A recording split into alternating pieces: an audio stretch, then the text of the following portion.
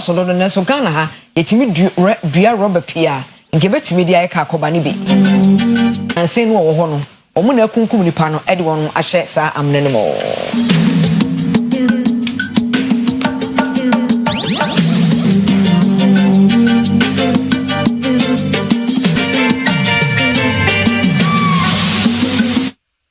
Yes, that Emmanuel College Department of Nursing. So, we top up BSc Nursing, top up for RGN Diploma Nurses, Certificate in Nursing, Registered Assistant Clinical Diploma in Nursing. Ekwanya Ewo School no approved by GTEC NMC. Affiliated to UDS Tamale. Where regular evening and weekend sessions. Where ultra modern library.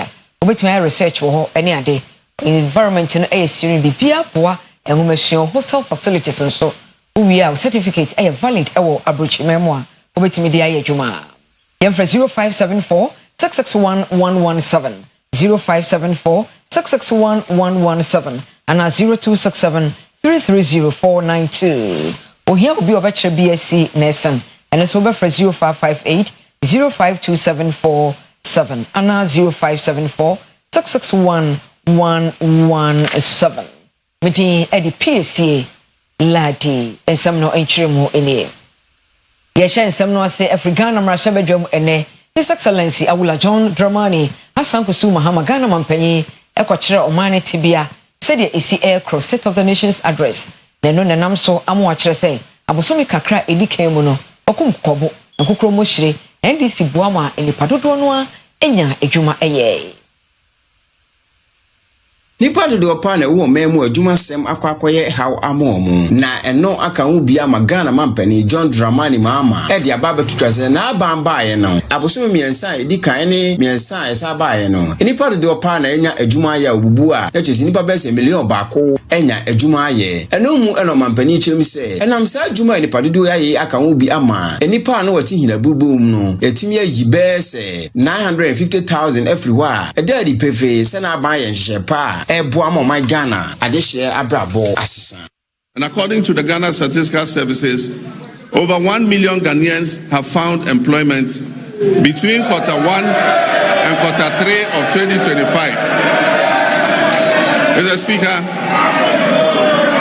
and 950,000 Ghanaians have escaped multi-dimensional poverty over the same period. Mr. Speaker, I'm pleased to report that our external position has strengthened significantly. By December 2025, our current account recorded a surplus of 9.1 billion, representing 8.1% of our GDP. This is a remarkable increase from 1.5 billion or 1.8% of GDP in 2024. These achievements have been driven by robust gold, cocoa, and non-traditional exports. Na yatwaso ewo ensam fufro emom.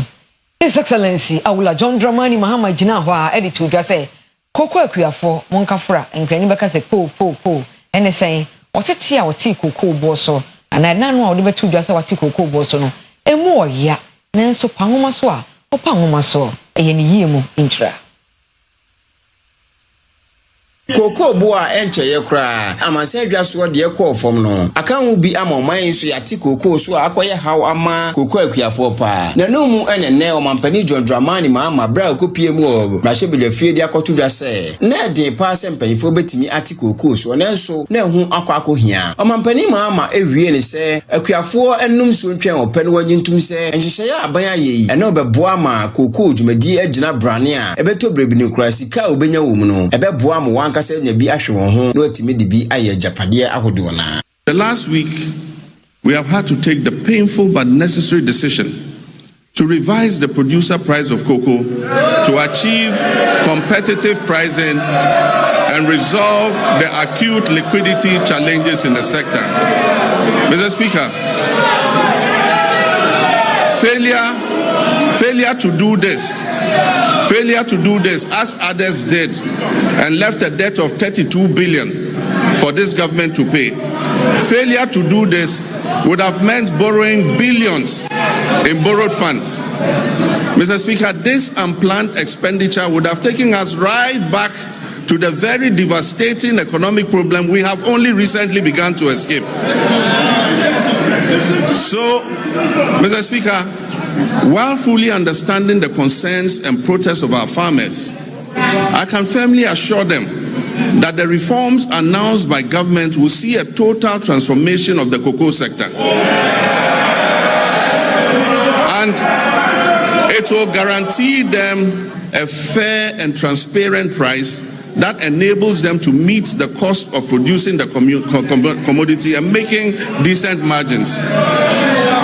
Mr. Speaker, the difference between economic hardship and avoiding the same is the exercise of sound economic judgment.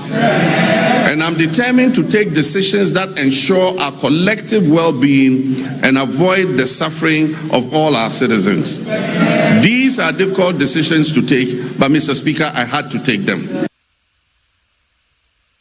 Ebio mampanyi jina no womrasha bedwemu no o kire se Ghana ayese aman ball no ena no ekofom na so obesan sori Ghana mama Ghana wa hwiase a wo sori wo se emiamia hodo se fa agriculture apomdeni ne ekeka ho no ebi efifi eba jindade yazo emrepa ebeba amayeman Ghana.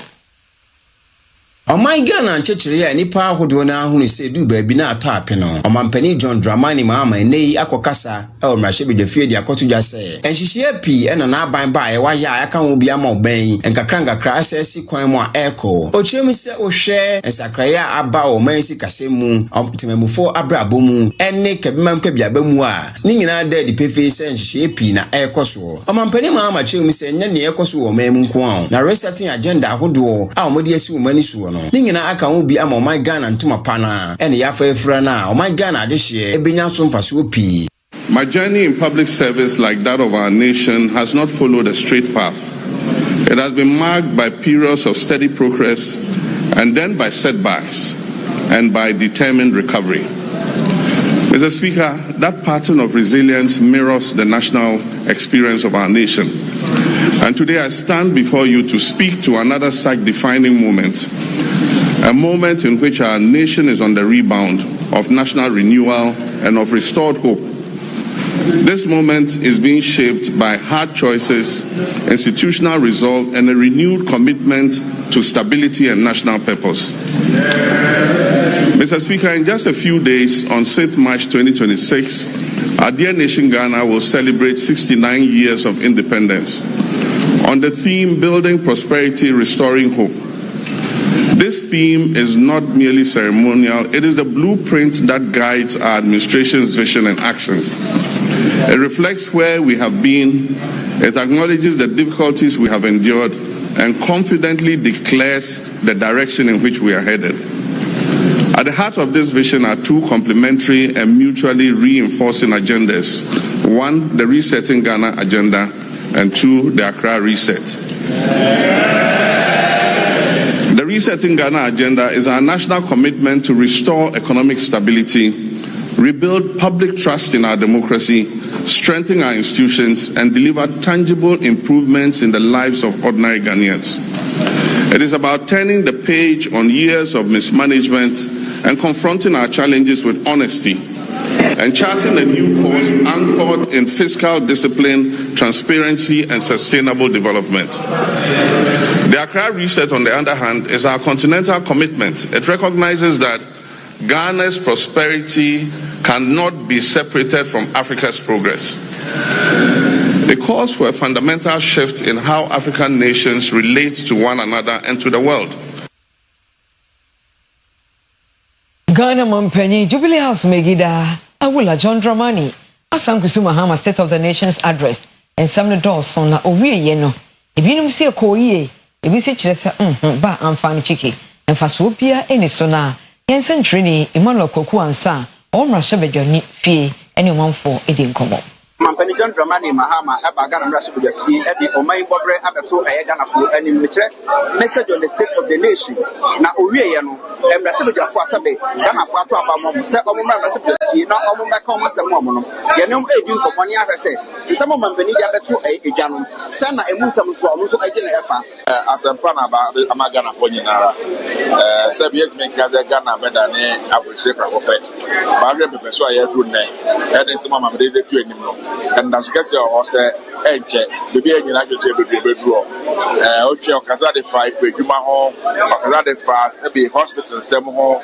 education ho adwuma emememwo security be say Ghana ya nasi kwa papa so obabeka the normal thing anytime dia ba no ba ya chire no man give me sinanu play so obaka nanka ya hwempo senka oba ye go obabeka ke kwa kwa so essence eniema before akoko epo no yete so no mesra mo piafo mo fancha me ya ho kire na aba ya ntumi ahwe eniema so ye de wa ye kasa ya no enya sa na tie ntapiafo mo fancha ye na mo mo ntumi angasa enu anza o ye the normal rhetorics na o ye na bibia no na o se tutuma ye share no extra to renchama ato Ghana for Ghana ma o kodida e wo Burkina Faso ayi ku on ya koko farmers ye titro mo se go machi sika ye de ma o mo abana no mito no abana started so from 3,600 to 2,500 at the time that the cost of electricity and I woke up Ghana electricity to America to say we same boat at the time over 100,000 young people they've had the appointment terminated and I believe it's a sad day for Ghana.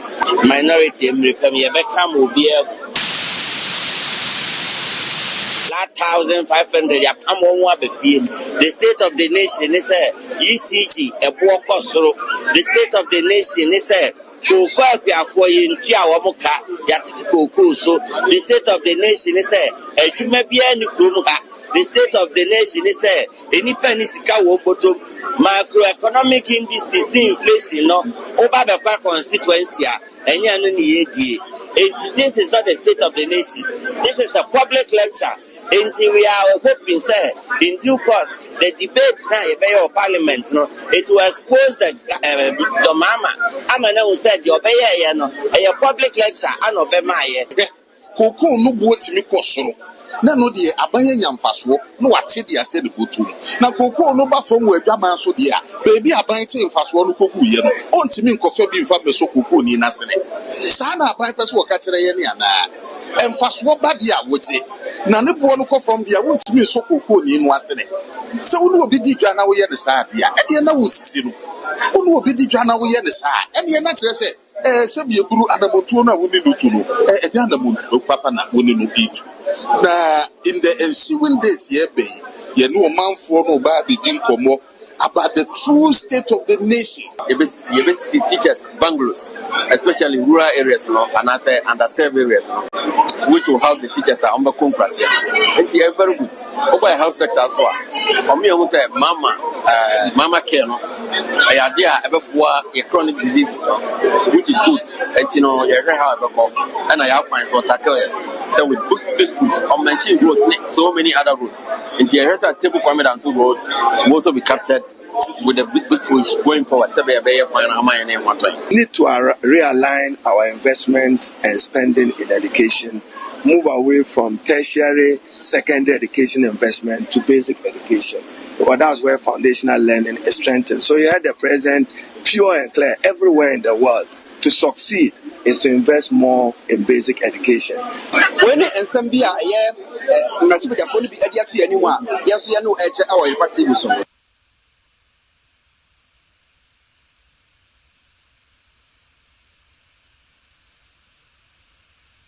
Yanko Western region atoyaman temo eho na beto dwa se Ghana nipa dodo no a edwendwen se utimi edo rubber nanso so ye krata ya hodo efri amanone eba ebo ye nkaye pa mkuntabo no ekire se $57 million afibia car tie nko a import ye kraba omayimo na divisional chief ema bankata nana aka onza a otoso miensa osi ade ne de emu ya papa da ofori amanfo Western region and the report by we tie a rubber a Ghana Western region rubber no dos papa kwa fa ye ni bebre grapa continent bi ni betu kokko do wa enso so That be a Matthew ties.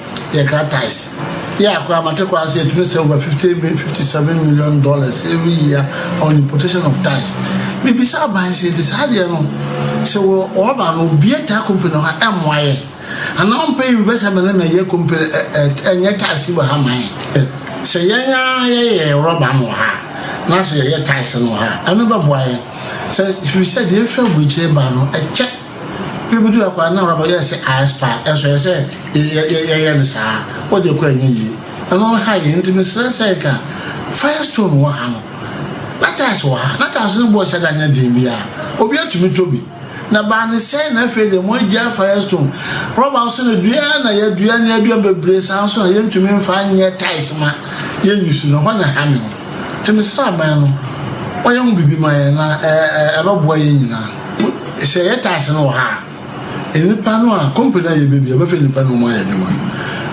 One I walk from one house by Jumaya, and I say, oh, Pibaba baby, yes, she factory, no, yeah, Juma. A milk on any beer, ma, got a bounce in Yesica, and tis and a bad boy empire, as I want to me, the other part is a basadi woman, the winner, MY. Now, Sabana was on. So, you know, when you're not a factory in the bar.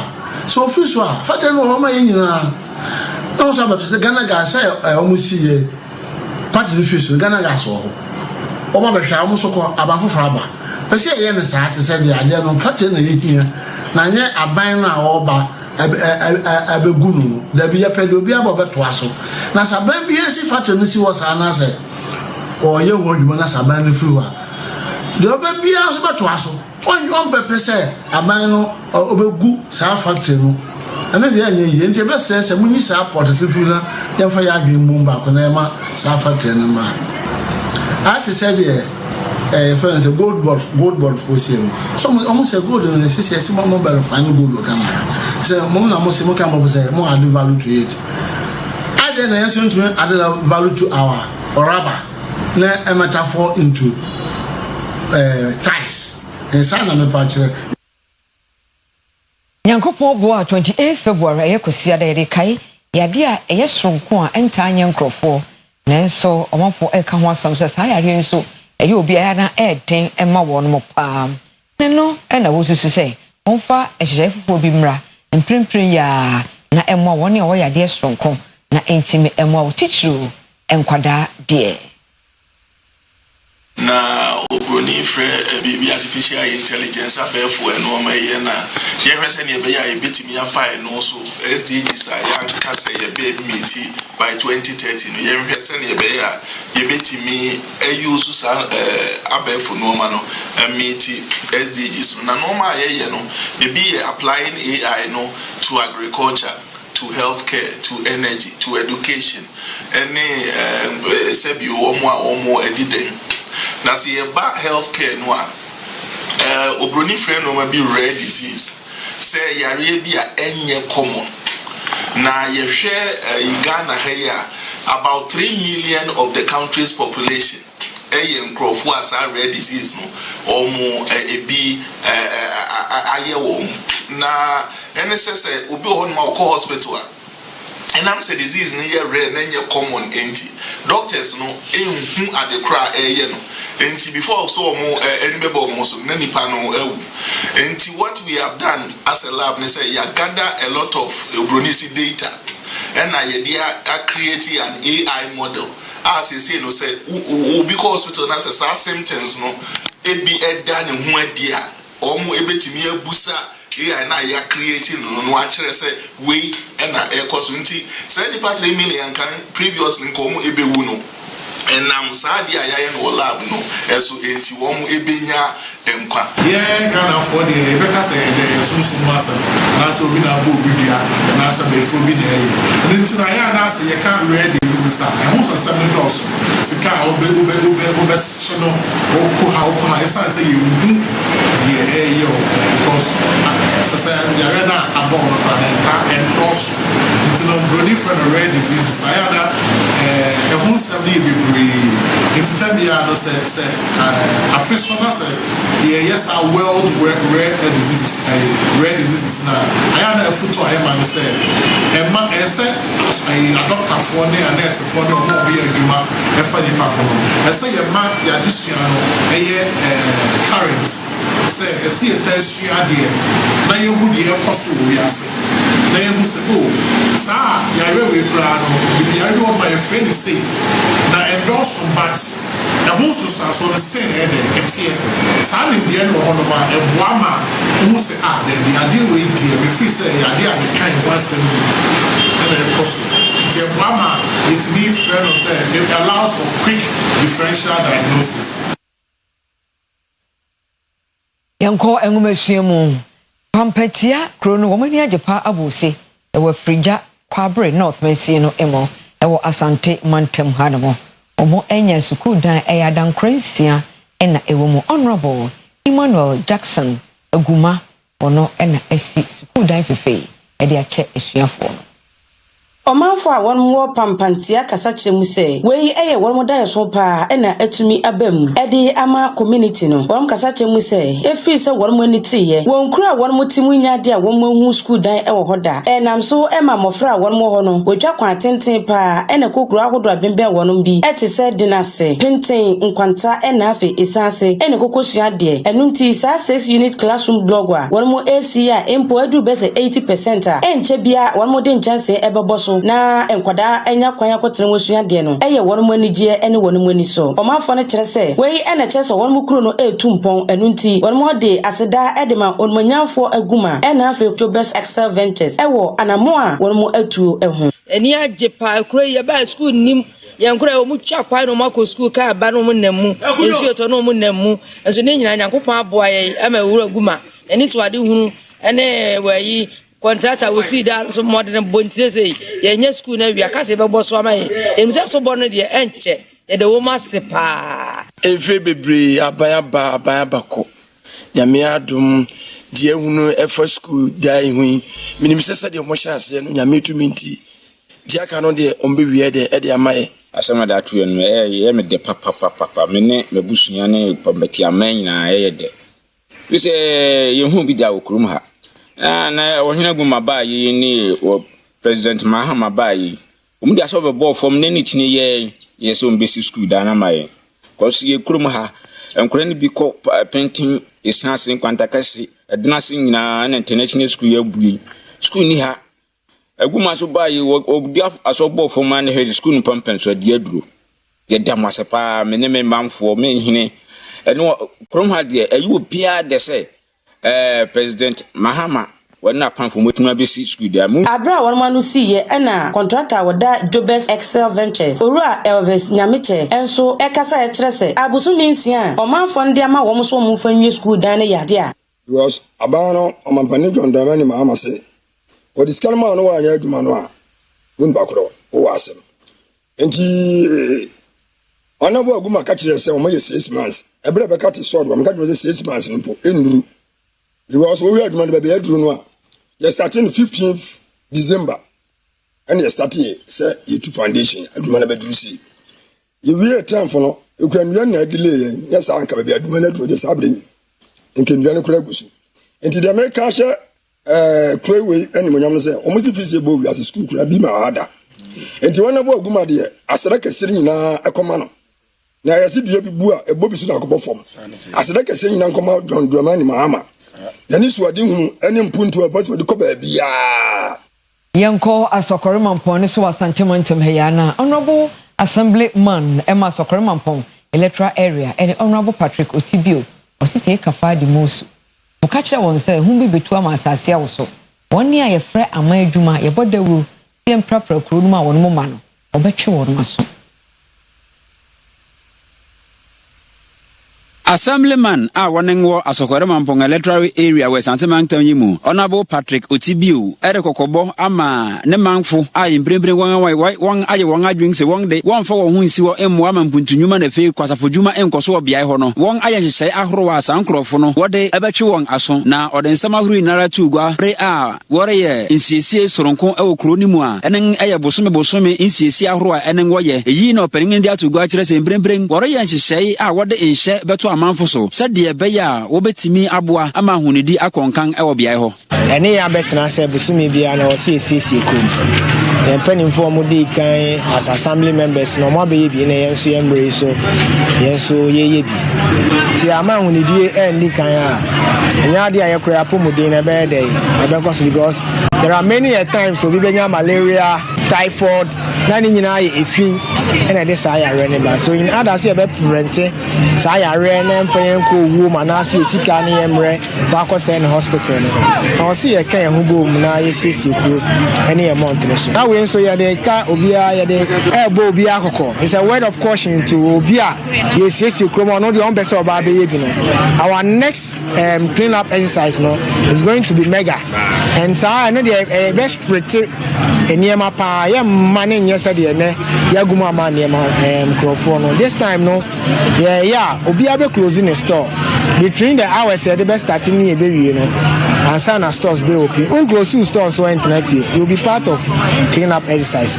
Na enengachi ena Ghana Health Service professionals wowo asokore mampon health directory Madam Elom Okra enso ekasai na wo kire hia ehu hia se dodo mpendodo nara amanfo so betimi ayenhye ahoro na wode ahwe won apomodin mu.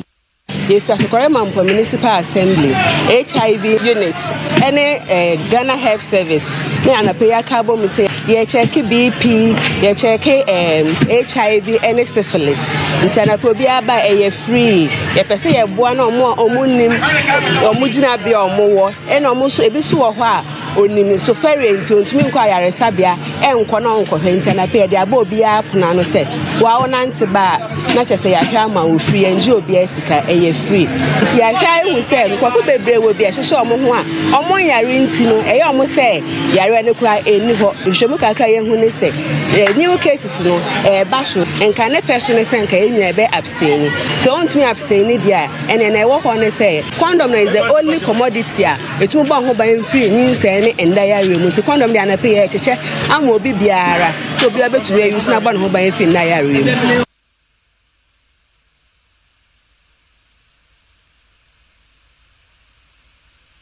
Yeko special report where kase was ronko na uyo ba aso and white wedding no e madu do na ye omo fe na obi so ho ma we chiechie sika saa me yaye wedding anto no so jeduru a opese ye ne kese na otimi gigi sika na be ma ne kase oba efie de nkokoye ho ade de ishna pako hu wawofo se de asantefo eye na na kanfo eye no a eno nko ano obepene ama na warewa na oyokoba na ekwe free ni omanfo akodi nkomo bebre percent ka be ya omo white wedding nam say wakonkonfo de atue sika bebre nti opesa ne de enso obi mra metue sika bi obi won so ye ne fe na ye hu se ono na ye ware ene ye bisa se uyo ba wo be ware wo de nka pe white wedding be ma no so pe fie de wo beti ase ama na ware wo fie de na na te pa cho ameti ase ama na ware abrabona ye bono enye about say ye ya manipa bebre ba hwe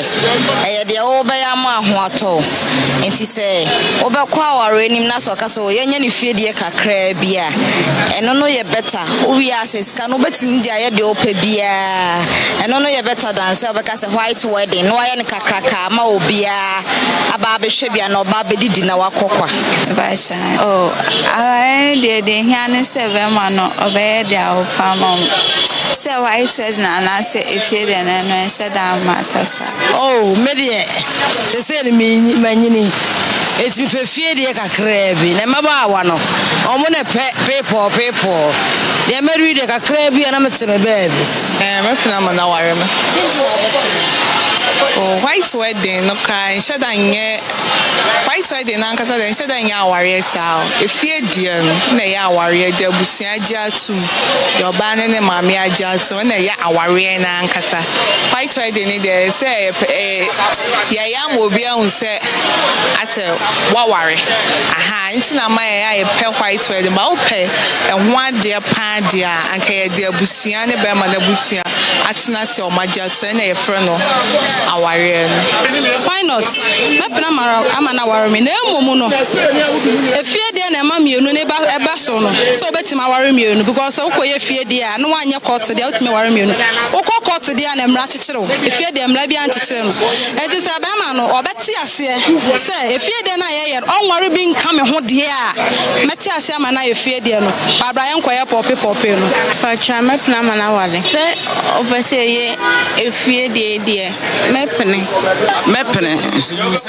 tese aware de nya ne fie de eno ne aware no ppp ne de ase ye ya mobi ahwe se ye ware aha ase we yesa na ase wo je hu me na me de no de me hu se na aware no aware ne fie ma me ne papa age atum se okunu ne yire no e ma wo kire wo na adwene nyina kire se opefie de sanse white wedding ne de ya afefe de keke oyekọ banana ekwe fie enemy din.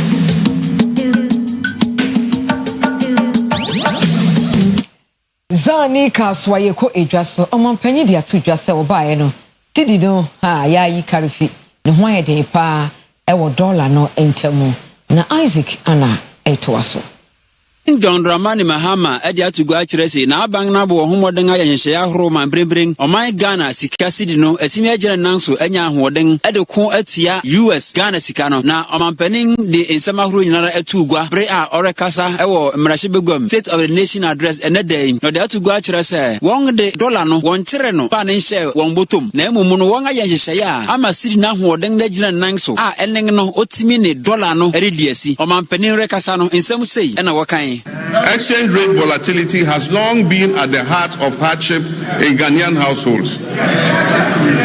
We made currency stability a priority, and Mr. Speaker, we have delivered. Mr. Speaker,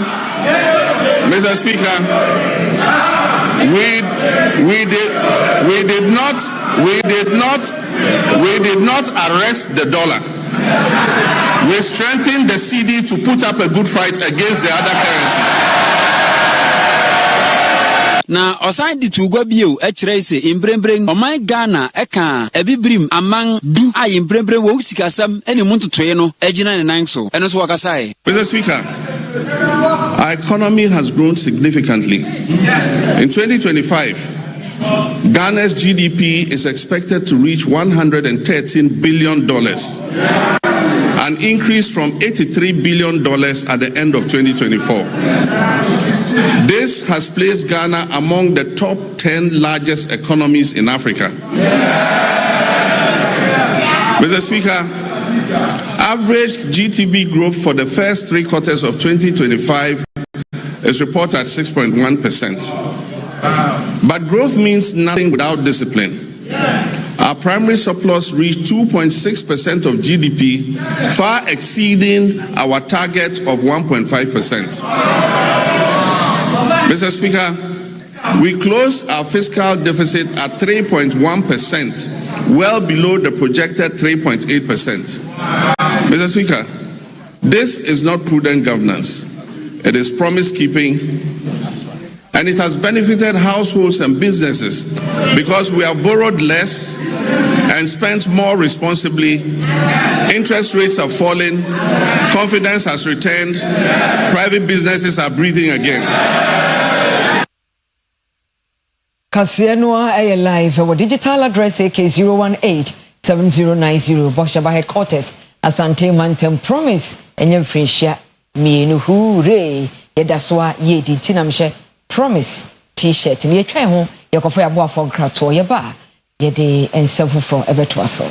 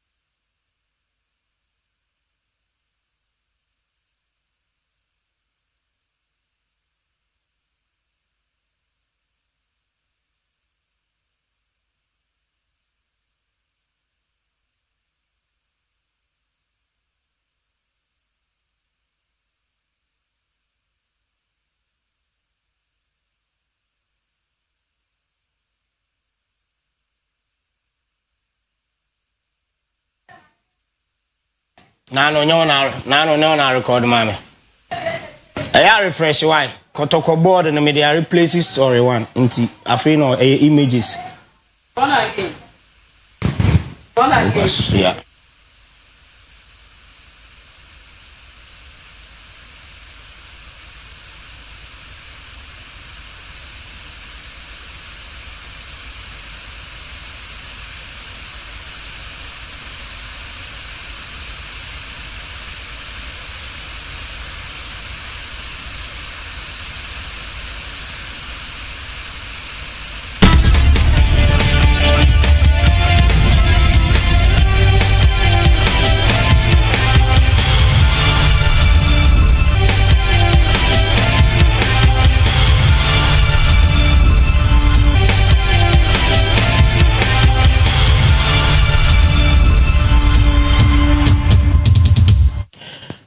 For yes, I am a aquaba, and then you mean so you want some kakra, ewa goodie moon sema, a brasso, say ye de somo, ewa cassia bono, a sumidin, Eddie Solomon Katana, Era Studios are, and a breaking news about Freemanship Palace, and about him say, a goodie moon se mentia, Edimbemana, a Asante Kotoko, Bobo Kunenumrea, and Asante Kotoko Bobo Kunu, Chief of Staff, Eddie Emma.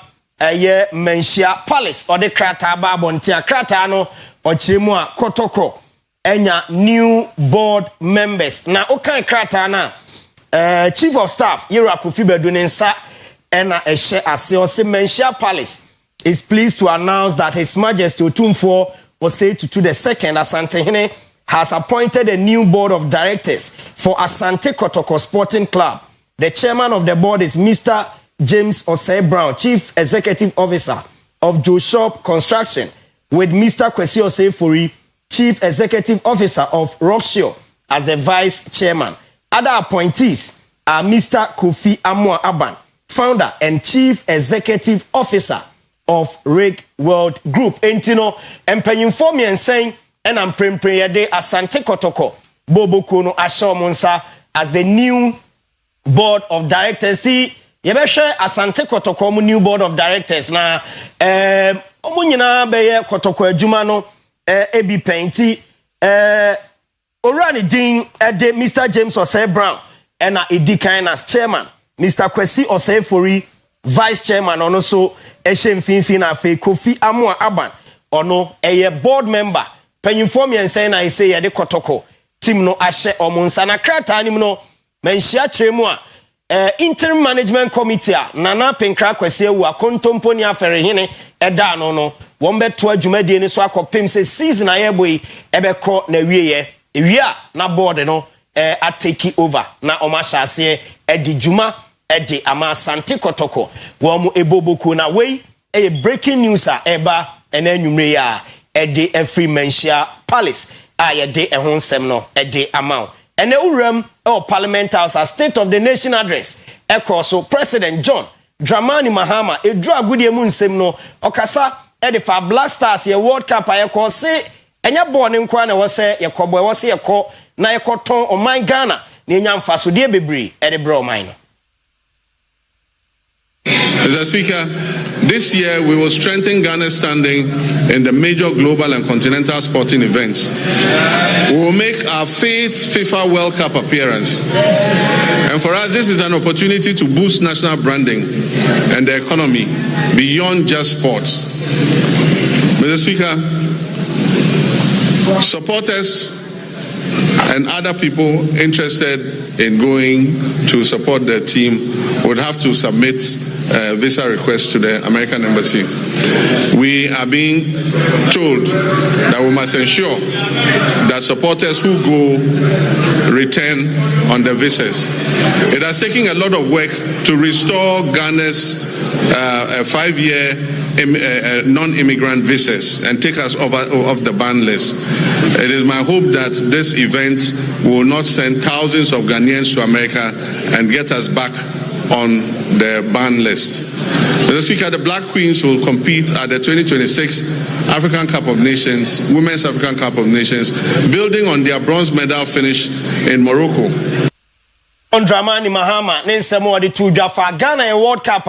yeko akosi akan no ebi eho ensem eno no Honorable Kofi Adams, Minister for Sports and Recreation, ewo World Cup ahomboabo na emu na ode atodwa ese ye ne Mexico friendly game na ye players a womun sheda enya match semo ewo Black Stars no mo ko akoso ma hwe se de be ya ebedru World Cup no mbenya kakra e de akoso players a de bia mo bo no ho na Ghana yenye team ano oden e de akọ World Cup no. The Mexico game will not be played by fully active players. We want to use the Mexico one to try some other players that will not have the opportunity to play in the competitive friendlies that FIFA used to rank teams. We want to give them opportunity for them also to play during the Mexico one, to check them and mark them appropriately, just in case you would have to have some substitutions.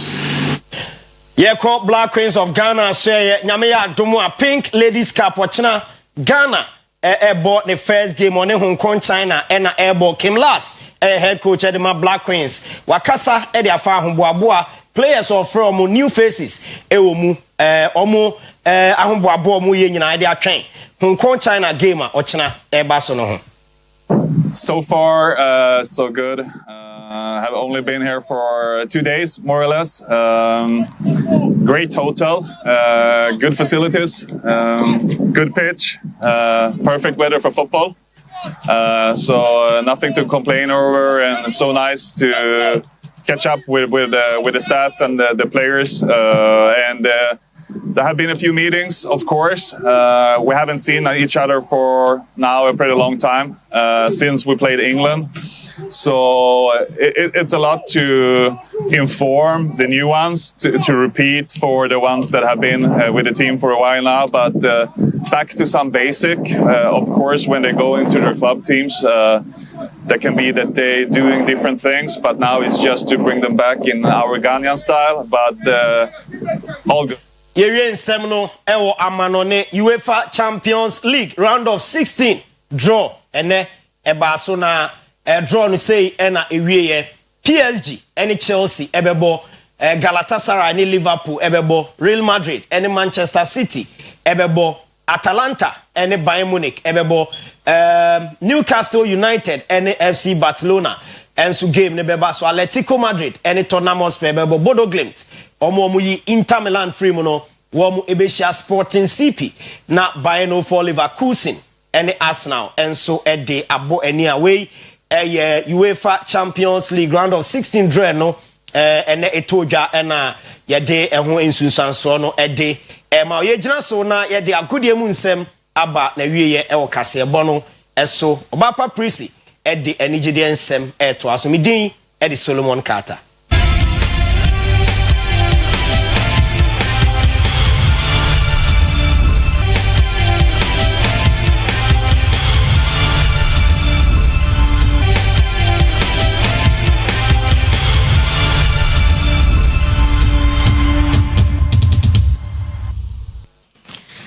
Chimamba mayama mato emama kwaba emfamumbra enidie kasie yi so na me amede beso mo midia ne obapa prisi ene 2 years anniversary a PBL Promise Broadcasting yedi ediama your sister radio Promise te se ene obepiem wo ahase ya agudie de sese so no eyesronko na obehu se your manager etim your staff ewom wewom omede games bebre ene sese so ebi ebo loot ebi ebo ampe ebi eye kofi antoche na tese enika abusia for me enkohwe se de sikoye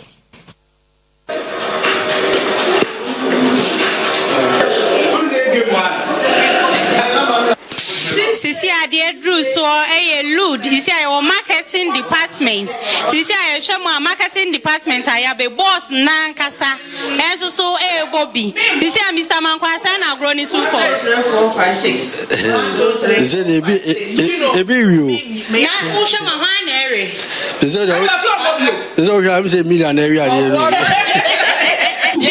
Sign agro no so agro na de kama de tiku abewini ye mi so maji second no many bra ni ja Mr. Mankwa o wiem wo twa de no 60 and that so no 60.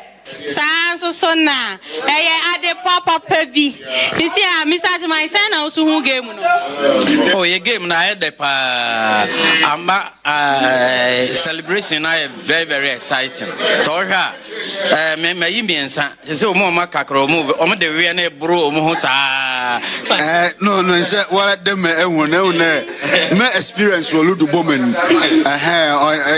o match tintina chede meeting kunyima anyen bibiara hyehyem ehwa bring say ye shasen mayi abiesa agufie aka me aba ba kope ani nti me rebo me homodin se metimi adi nkunim ansana won nyina won aba se mawie no no I'm winning okay. Yeah. Go.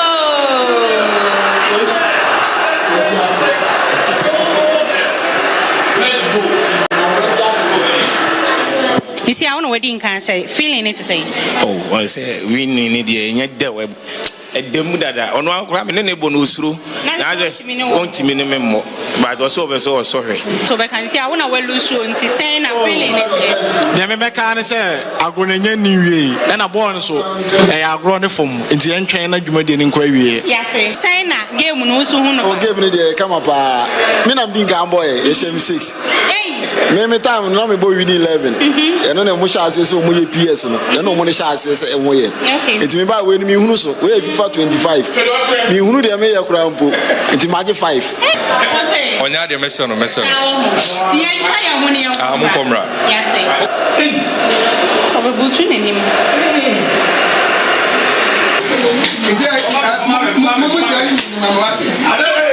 si dame na edru so ni si ahwe dame no mo to dame na eye sofo ene born again ni na to dame no si aye ba bebusa born again say na game ni suko oh half the mommy half say that onya de na say wo kire mu asofo onya obi am to a so ba wo matu this 10 minutes asa wato no man ga so the catch aye agro ne form born medi obey me dey anya me no watcha na che say sisi anso so ya ba bedru AS powerful nim time we say na agro ne ko agro dem boko say open ne ka say all work and no play make Jack a double ball e di agro medical ko bo mu ludu aba ludu no mako bo mu trainer obi antimi attack me agro ye transidie die ene obi antach me kra yeah it's like can be betraying say na agro ni suko agro ndi afi ni asha ase be di kare die me ne director my board why went man te my board went man te na me show ani mu so matwe na say matwe meti obi ade me di nkuni mu o mu de so omonim to so be say dia ko me di aka ho omonim game is gaming and the game is almost game because I'm the leading cooperative system there be o ka say wo lead ya me show ani mu ayemiensa sly ani mu dofo nti o ka say wo na wo lead no ene sly de ya na ye di bi aka ho me na mama ni bi aka ho right ebusiafo agodie we nyina ebepie mu enne ya ye so chese staff ye de esese so na me abekọhwe born again ye twa no be 7 it's not so ye say na Marinho so ye twa no 7 papa na me de no ma fa nto so de wa na me si boampe na me fa ha na me yese no mantimi antwam amfa mambam me ne PSC ebusiafo we nyina ekoso e wo PBL ha enidie no sonko kra aha ene emre ebema ye de enidie kase no esi na me amede beso mo no media ne oba pa prisi de du so amono ne nsem mede uja piesie ladi ene efia dante aya na wa hwe ho so ye makra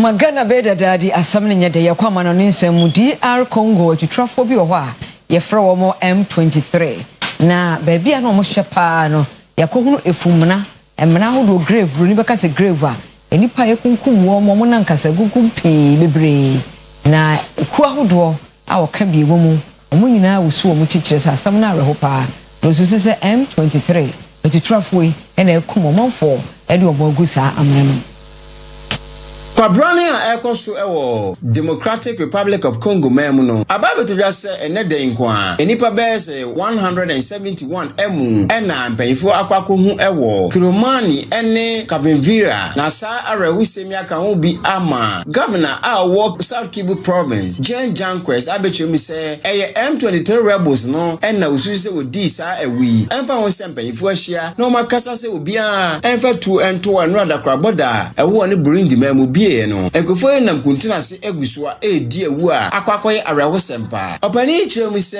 aban ho Kongo memu eye di obetimi bia sa asundwe beba na so kamea se M23 rebels ne de onye wa adresse obeja ewudi a odi ne wo omano emu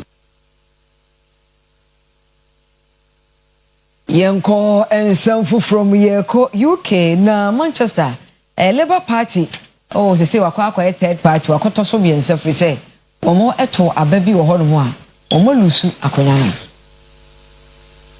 by election akoso Britain memu no ababeto dwa se Labour Party foi akodi ntwa na chese akonya na fronsa akọ Greens for no ensa eno mu na ababeto dwa se eye candidate ojemu ma Green Party Hannah Spencer enya ema no 15,000 Emma Reform UK amanyeku no o candidate Martin Godwin enya 100,000 10,500 Sansuna Labour Party on candidate Angelique Stogia ebenya 9,300 eno aka be ama abato commission declare a Green Party one candidate ne say a Gorton and Denton constituency no maame no na ekoye onsi anemu o mrahwe bedafie ho a etwe se Spencer wedding fie aduasa enan a oye plumber no ono enenei okwako ginam ama amanyo enipa bi twemi se ne nsema o kan ye se ono de wonta basabasa ya ekoso Palestinian mamu no akiri no ene na kan ho man nipa dodo na ato aboma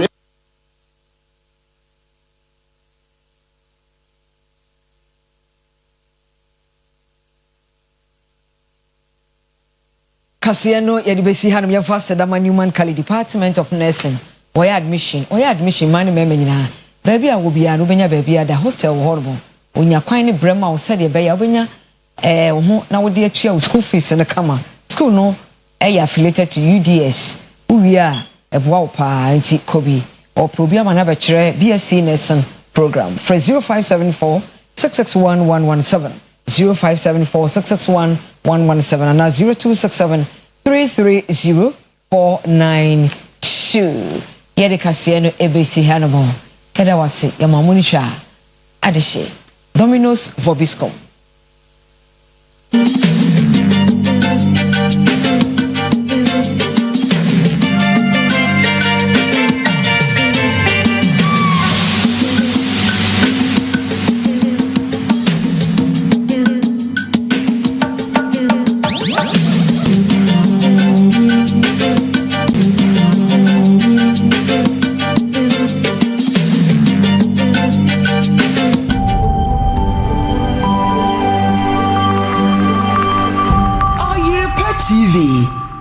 Nyame